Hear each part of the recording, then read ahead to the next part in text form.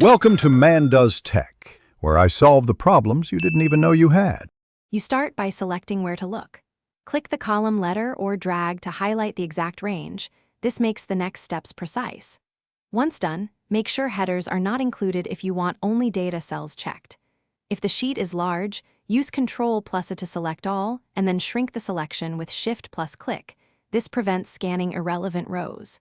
You'll now apply a built-in tool that marks empties so you can act on them quickly.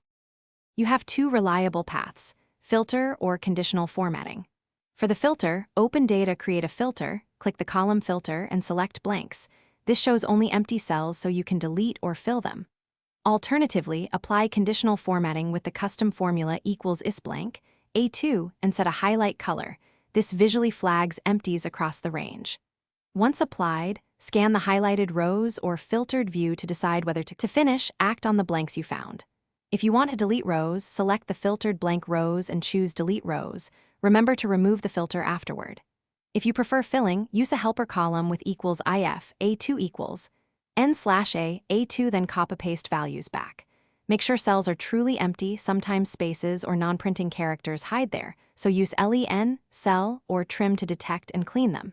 If a step fails, undo and recheck the selected range.